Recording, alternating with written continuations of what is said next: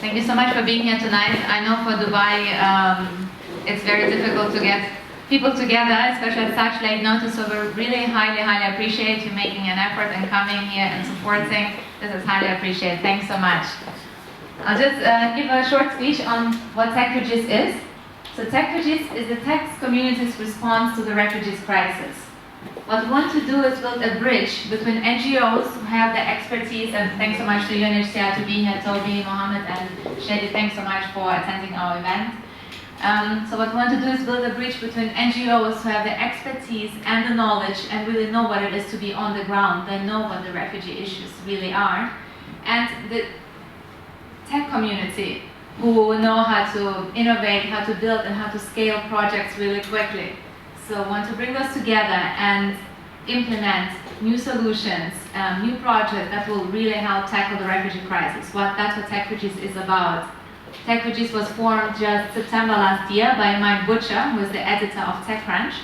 And TechCrunch is one of the largest tech blogs in the world. Tech community will know TechCrunch very well. So Mike sent out an email to a couple of his friends and said, what do you think of this idea? And the response was huge. Within days, 1,000 people replied and said, this is amazing, this is a unique concept. It doesn't exist anywhere in the world. Let's do this. Let's get together and let's really make this work. Let's help. And there are now 27 global chapters. Today, thank you for your attendance, we launched the UAE chapter. There are 26 others in the world. There have been 10 hackathons so far in cities like Sydney and Melbourne and Oslo and Paris and London. Amazing ideas and projects have come out of it already. I'll mention two projects that I think are really interesting. One of them came out from the Belgrade hackathon. What they came out with is a code, a number they text, the refugees can text, which is *303 hashtag. And when they are offline, because obviously refugees are most of the time offline, they're not in any Wi-Fi, right, cafe or zone anywhere. So they are between cities and countries on the border. So this offline communications project helps them to find shelter, to find food, to find locations, to get internet access. That's in Belgrade. The Serbian Telecom will be supporting this project, and we hope we can bring it Europe-wide. Another interesting project. It allows NGOs to send personalized messages of the refugee. Right? So it's really interesting. This is what the technology can do to help amazing NGOs to do really great work, but we can maybe make it even more efficient, we can make it faster, we can have a bigger impact. Right? So this is the idea of launching Techfugees, the Dubai chapter as well, to raise awareness, to bring the tech community and NGOs together, to debate, to think what is it that you need. We'd love to have your input as well, and thank you so much for speaking now shortly and tell us, show us the amazing work. And we come in and try to build up solutions. And my vision, what I would love to do in a year's time, to look back and say, we're here in the UAE Techfugees chapter, have come up with this solution that really helped tackle the refugee crisis. It helped change people's lives. It really made an impact. And I hope with your help, and please, it's a very exclusive event here, but please spread the word. Let more people know about this, and I'd love, for this project to become really big. We're a small team until now. It's me, it's Ramsey from Flat 6 Labs who's supporting me as well, and Lucy, who is now in the stage. She can be here tonight. Ramsey is with Flat 6 Labs. He is very much involved in the tech community. I used to be with Rocket Internet, which I now left to fully dedicate myself to this, to make this big, which I really hope with your help will manage. So if you know of innovators, if you're an innovator, if you want to be part of this, please join, speak to us, and we'd love to have you on board. So thank you so much for being here. Hold on, I forgot to mention what we plan to do actually. The plan for Techfugees UAE is we plan to do hackathons, workshops, boot camps. We plan to get people, like the NGOs, come and talk to the tech community, show us your issues, tell us we have this and this, how can you help? So we want to get in a room with people, and because I must say, we tech people most of the times don't really understand the problems of refugees, right? We're here, we don't have touch points, we don't really understand the issues, and then with our help, hopefully we can help it make an even bigger impact, right? So thanks so much for being here, and yeah, thank you. Please spread the word. Thank you. Thank you, Vera, and thank you to Techfugees for inviting UNHCR here this evening. For the future, when you say you're just starting up, I think with 3 people, you and Ramsey and someone in the US, and I'm very much aware of that video where it says in 1951 UNHCR started with 34 people. We are now 9,300. I hope that in 50 years down the track, there won't be a need for you to be 9,330 people. But having said that, I mean the rate.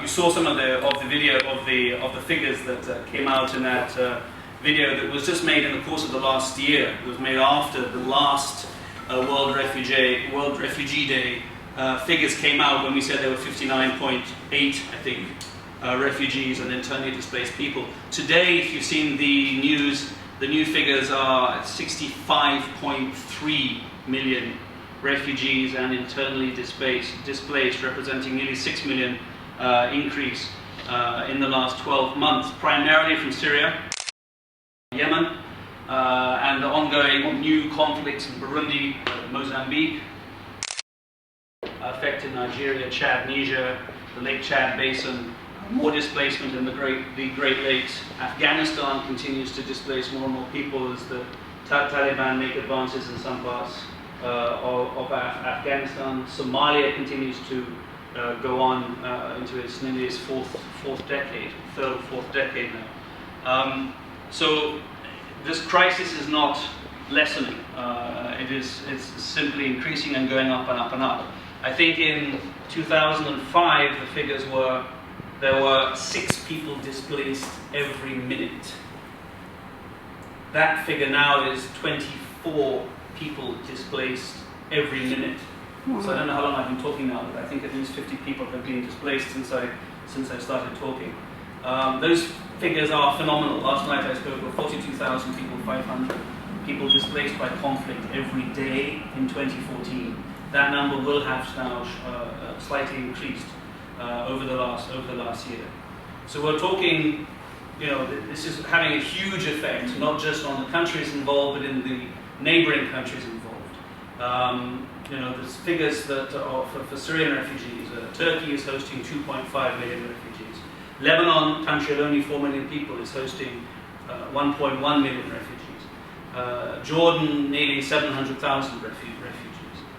Iraq, which has its own massive problems, 4.4 million IDPs, internally displaced, is also hosting a significant number, large numbers, of Syrian refugees. And what we find is, although the international community, and there are some very, very generous donors out there, are prepared to come in and help fund the critical emergencies after disasters start, when they're in the news, when they're fresh in people's minds, the more these conflicts go on, the more they're protracted, the cameras leave, but the problems stay, and the people stay, and they stay in the host communities, often in fairly marginalized areas of Lebanon, in the Bekaa, in northern Jordan, in southern Turkey, where often the host communities themselves do not have the required resources and services for their own needs. So, for example, in Jordan, the total amount of international humanitarian aid that Jordan received in 2015 was 36% of what they actually spent on refugees. So my maths is not good, but I think that 64% was paid. The bill was footed by the Jordanian government, having to borrow money from the IMF and other international financial institutions. So the whole, it's like the whole effect of refugees not just has an effect just on the refugees themselves, but can have an effect on the surrounding regional communities. 86% of all refugees are in developing nations, middle income and developing nations. Only 14% are in the industrialized world. But last year the world woke up a little bit more to the refugee crisis because so many people, over 1 million people, crossed the Aegean Sea, crossed the Mediterranean Sea into Europe. And whereas there are only 1 million people in the European Union right now, you've seen the difficulties and problems that the European Union have had in trying to face an asylum system for those 1 million people, when tiny Lebanon has more than 1 million people itself. So you've seen this sort of rise of xenophobia, anti-immigration. You see a neo-Nazi almost winning the Austrian presidential election a few weeks ago. He narrowly lost by 0.2% or something. You see the rise of far-right groups in Germany, the Alternative for Germany party. You see Marine Le Pen, the National Front, doing well in France. You see the rise of the UKIP and this whole movement in the UK to leave the European Union. That is partially or key trigger that is making so many people say they're going to support the exit of the United Kingdom from the EU is because of immigration. People's fears, there's fears are being stoked by immigration. And then of course you have, over across the pond, Donald Trump in the US, a maverick politician who's done so well so far in the American election contest. Don't need to say anything more about him. So in a way, the whole refugees, forced displacement, and larger migration debate is shaping world politics. And I think it certainly is a global megatrend of our time.